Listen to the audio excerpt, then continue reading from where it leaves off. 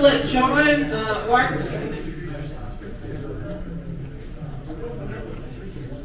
Good evening, everyone. Many of you know me. My name is Billy Freeman, WL4B.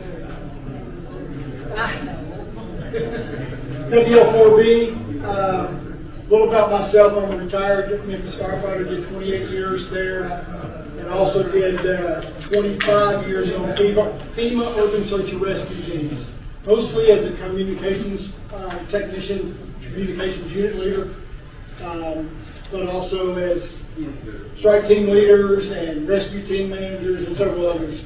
I was cross-trained in most of the disciplines because of being on the fire department. I retired in 2018, took a job with the federal government, working on the FirstNet program. Has anybody ever heard of the FirstNet cellular program? Anybody got it? Yeah. Perfect. So I work on the federal side. A lot of people don't know there's a federal side. It's a public safety broadband network design, owned by the federal government, owned by us, but contracted with AT&T to build it out. So that's what I do, have done for the last 5 years. And that's how, my 30th deployment, national deployment, was in 2018. That was Hurricane Michael down at Mexico Beach. Got this job, moved along, and the Lahania fires. Maui is a county. All those islands are counties. So the town was Lahania, and was asked to go over there and support the USAR teams. There were several teams over there related to FirstNet. And I'll explain that as we go along what that looks like. But so lo and behold, they drug me back out of retirement to go on my 31st deployment. I was interacting with the urban search and rescue teams, and part of urban search and rescue teams is an incident support team, which is in the incident command system. It's an overhead team. You'll hear them sometimes called incident management teams. So the teams on the ground, just a background on the FEMA team, there's 28 teams around the country that were born in the 1988 Loma Prieta, California earthquake, the one that collapsed multi-levels down in San Francisco. They built up, that's kind of the reason why 8 of those teams are in California now. So there's 28 of those teams. I was, when Tennessee became one of the teams, Memphis Fire became one of the teams I jumped on in 1994. We went active in 1996. And all that time I was telecom, sport comm specialist courses and rota courses and just deployed a lot. My first big deployment was responding to the Pentagon after 9/11, doing communications. So that we carry 80,000 pounds of equipment, a full Type 1 team in the incident command system. The Type 1 team is a large national team. That's an 80-person team. About 15 vehicles, 3 or 4 tractor trailers and some box trucks. It's like a circus going down the street. But if you have a building, they specialize in heavy rescue. So if you have, I've done the Haiti earthquake and landslides and special security events and just a lot of different things. If you have a building down on top of you, you want this team responding because they're well versed at burrowing into concrete, finding people, getting them out, doing those kind of things. The team consists of, we're a full composite team. We have rescue squads like all do. We have hazardous materials. We can do WMD, weapons of mass destruction responses. We have our own doctors that are trained in the rescue disciplines, dogs, paramedics, just everything, logistics, everything that needs to be done to be self-sufficient. So I went there to help support them because part of what I do is support for the FirstNet project. They were having some problems with that operation. I'll talk about that as we go along. So right off the bat, one of the things we do is we set up radio communications.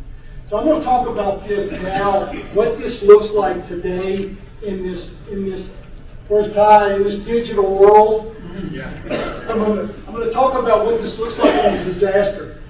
When we went to the Pentagon, we had simplex radios, some small repeaters we set up and we operated. Now it's gotten very sophisticated, and I'll talk about but not too sophisticated, because there's our forward comm communications tent. And so if you can see strapped to the light, the traffic light, two antennas. Yeah, use what you got. That's inside. I'm going to talk a little bit about those devices that are under the table and another one that's on top of the table. But we were running these 25-watt linked portable repeaters. These are Motorola suitcase repeaters. They're all self-contained, and they work very well. They're very tough. They're very heavy. You close them up. There's a large heat sink in. There's no fans or anything in it. It's all a heat sink. But we link these via a stun router, which is a Session Traversal Utility Network Address Translator. Okay, essentially what that is that's a $10,000 router that allows us to get behind one firewall to behind another firewall without with total encryption. And so we can get behind the FEMA firewalls. So we plug these stun routers into those. Those repeaters will operate without the stun router. But what we do with those stun routers is we plug them up, put them in the stun router, and then we link them back to Frederick, Maryland, which is a MERS detachment, Mobile Emergency Response System, which is FEMA's communications arm. They link them, so we can have them linked all over in this case, all over the island or all over the country, and they're linked and they can talk to each other. So we only have one linked, well, actually two linked, one at the forward base that you saw, and one about 30 miles at the rear echelon, and so that they can talk by handheld radio. So they work just like any other repeater, but you do have to have a backhaul. And so we carry 1.2 meter large VSAT disc, a very small aperture satellite dish. It will do about 20 down and 5 up meg, which is very expensive. But so Starlink has come on board, and we're starting to do a lot of testing with Starlink. So we're getting 300 meg down on those Starlink panels. These are business grade, business class Starlink. So that's what they're running them through. They're backhauling them through. I say all that because you look at that, and you look at that, and it was all over the place. And one of the missions, or the mission for us, was we were a few days after the fact. The fire blew through very fast. So one of the missions was we brought task forces over, and I think we ended up bringing 50 HR dogs. Those are human remains dogs. The dogs that go out with the team normally are live dogs, live fine dogs, and they're worth about $100,000 each because of the training they have and the certifications that they have. But we've unfortunately become where we have, most of the teams have HR dogs as well. So why is that important? When you look at that right there, all those have had a search done on them. All those vehicles, all those buildings have had a search done on them. And I'll talk about that in a second. But what do you think a body looks like inside that vehicle? Crispy. Gone. Yeah. So the HR dogs come in and do secondary search and find what you can't see. So we're going to jump into how it is advanced from the radio world to everything they want live data. So this is an application from Esri, which is a large mapping company, and this is called SARCOP, Search and Rescue Common Operating Picture, COP, Common Operating Picture. And so these are live movements. This is what's called a hasty search. That's basically walking by and looking in and continuing moving. We do those quick, hasty searches. We did them on the fire department. You're just looking for stuff. And so you can move very fast. So they're back at the command level watching this on the screen. They can plan. Back in the day when we first started in the late 90s, I remember when the federal government turned off selective availability on GPS. Many of you might not even know that. So they turned it off, and that's where the proliferation, that's how GPS grew. Grew. And so I remember a handheld with an SD card, or actually back from before that with a map and a pencil and a notebook, writing down an address, writing down what we saw at that address, and moving on. Now they're doing all this on a tablet or a handheld, Android or iPhone. They're doing it all, and they're just clicking drop-down boxes and they're moving. And all those represent something. It shows their tracks. But that's a hasty search. This is a primary search, meaning we're going to look. And a primary search in the fire world, it's a command system. It's pretty much, I want to see what I can see inside the building. I'm not going to just look in the window. I'm going to look inside the building, and I'm going to see if I can see anything real quick, and then move on. Those dots all represent something. Represent either how the building looks, what we found, whether it's hazardous materials, whether there's somebody sheltering in place. I mean, it goes on and on and on. And it's all about data and information. That's two different things.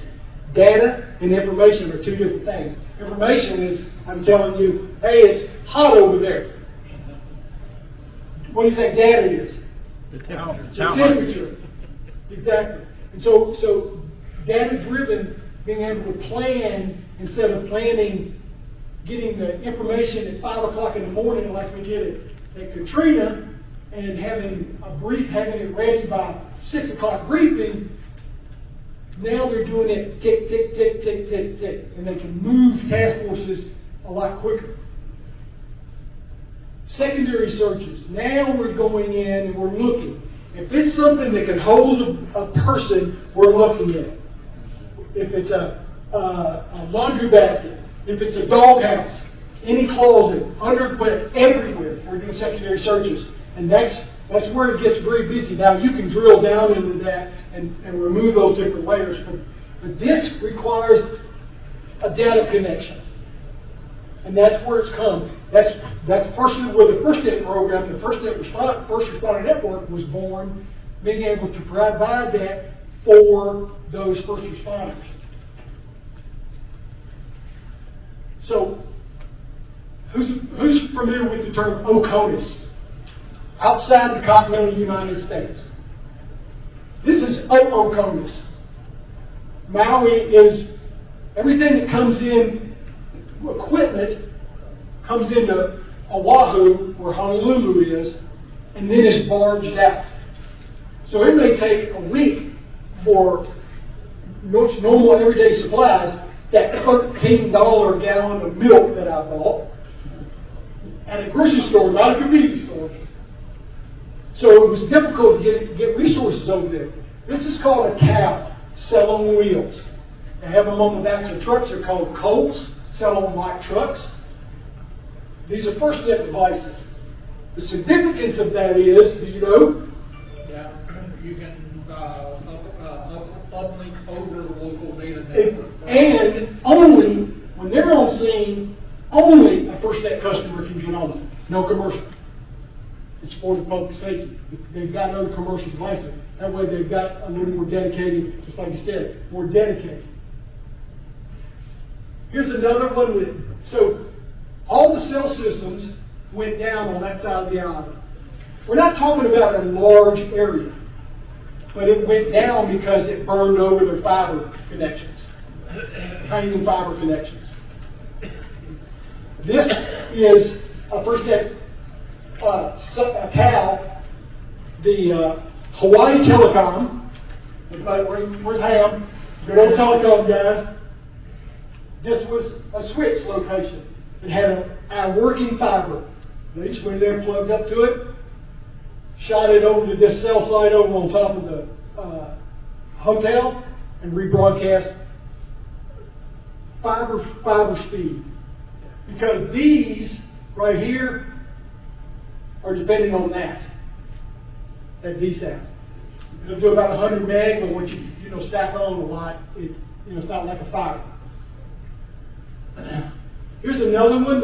These devices, I'm showing you right there because this is what's changed It's all about getting that connectivity. Even with radios now, the top tier radios, Motorola and Harris, have cellular cards built in them, have FirstNet built into them. But they're analog, right? No, actually they're P25 digital.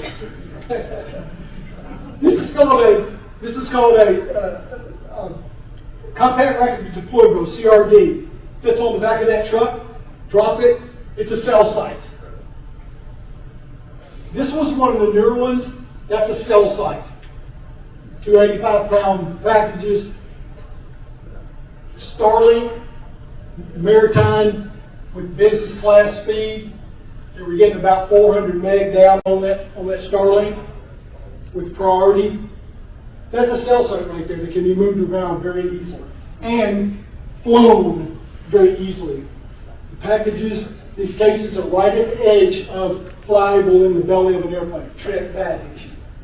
And so that's what's going on out there communications-wise. They're still talking on the radios, but now command, the local authorities, the states, the country, they want that real-time information, because I would say everybody in this room has a computer that makes phone calls. And that's what we've become used to. And that's what leadership people have become used to. Well, if we can get it at home, why can't we get it here? And so that's where that whole evolution has come. Cell site.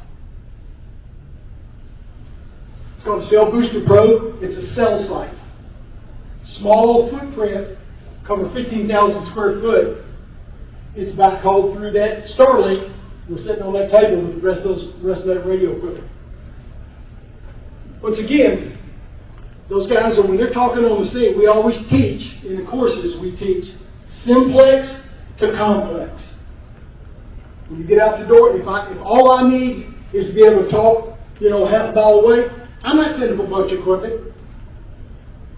I'm only going to set it up incrementally to where I need it. In the Pentagon, we could talk 100 feet because, remember the building I showed down there that was collapsed, that had burned over? Which, by the way, I have seen fire do some incredible stuff to steel I-beams, just like that one did.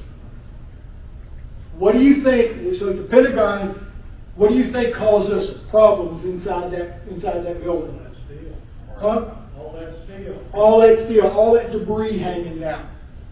All that debris hanging down. We could talk 100 yards. We put a repeater in there in the middle of it and was able to talk. We were using dial-up internet.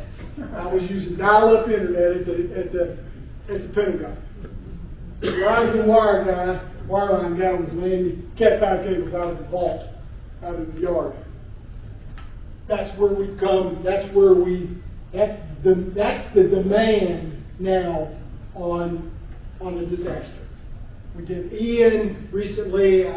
Most of the time I do this coordinating over the phone.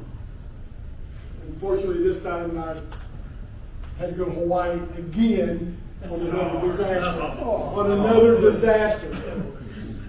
Yeah, You got there in what day after the fire? About 5. They were already on the ground. I just needed to go take care of some stuff. Take a flip truck? Huh? You take a flip truck? No, thank God. That's a beautiful. Maui looks just like a tropical island is supposed to look. All right, questions? I know that was real quick, but I was just trying to get a point across on what that communications looks like in a disaster. Even with the first instance, is there still any APRS backup for personnel mapping for like the hasty searches and stuff? No, they're not doing anything. So anything that those FEMA teams do is encrypted. So that's part of that problem. But hey, and so those footprints, those deployables don't cover a whole area. Okay, they don't cover a whole area. So it's called storing forward. You continue on with your tablet, and then like that mini CRD that was up there, They knew where their hot spots were. They're on their map. We call them telephone booths. Go ahead, Ty. Hey, so obviously we're not going to be probably firefighting or doing any kind of, maybe not necessarily search and rescue necessarily, but what would you say would be a good, some good things to think about in terms of adapting this for some ham radio types of things, like, for example, either storm chasing or weather spotting or any of those kind of typical things we would do? So it's a great question. This is called on-the-fly wide area tactical communications. Okay, or what I coined in 2001 in a class, mud and wire. That's what ham radio does best, mud and wire. They throw it up and you get it moving quickly. And you can make that connection for whatever, public safety or whatever the case may be. God forbid I have riverfront property living in Bartlett in a few years because the rest of the city slid off into the river. You can move fast. That's the piece right there. Be able to understand and move fast and be prepared to move fast.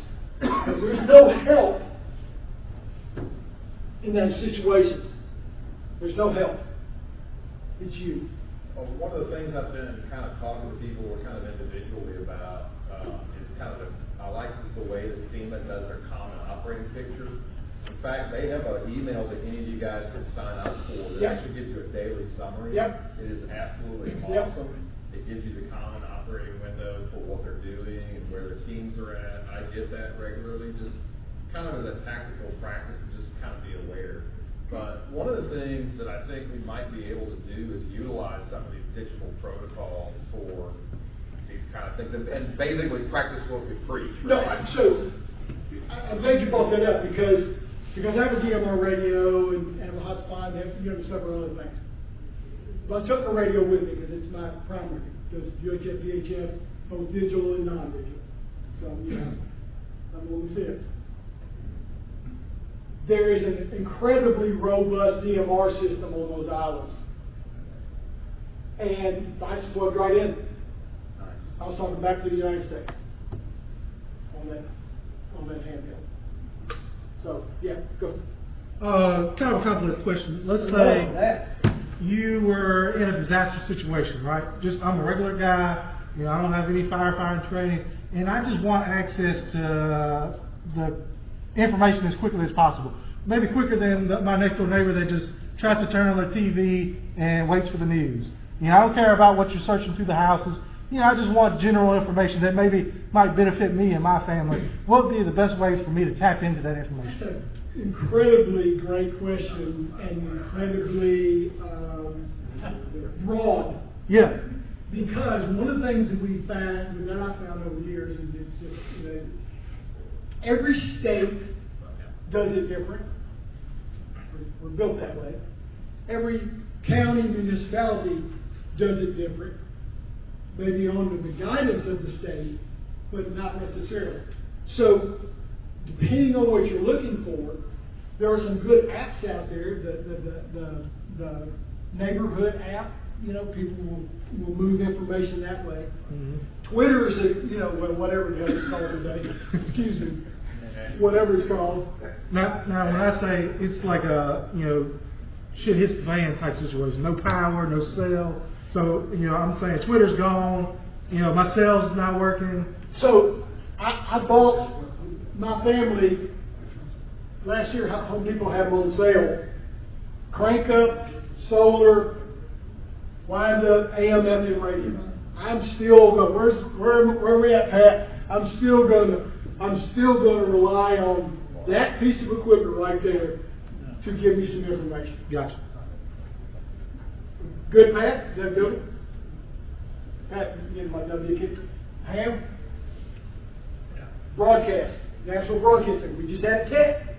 Go away radio, pick it, if you have to, get out and wait for the minute. That's right.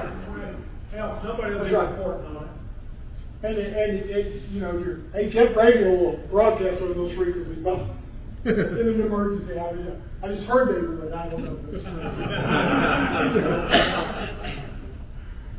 Solar generators are getting relatively. Very, very cheap.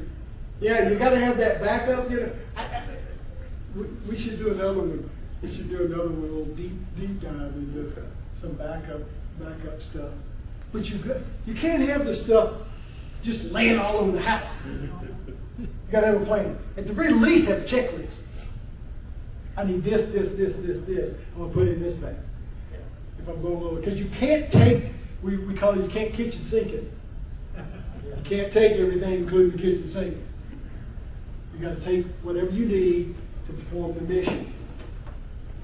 Some of y'all have seen some of my presentations about some of the crazy systems I put up that you would say, that goes against every radio theory in the world. And I say, it worked. Pointing down, the beam pointing down. Yep. Yeah, on top of a hell spot over the 07 Washington landslide. So it wouldn't go over the valley. Anyway, good? Excellent. Thank you. Thank you.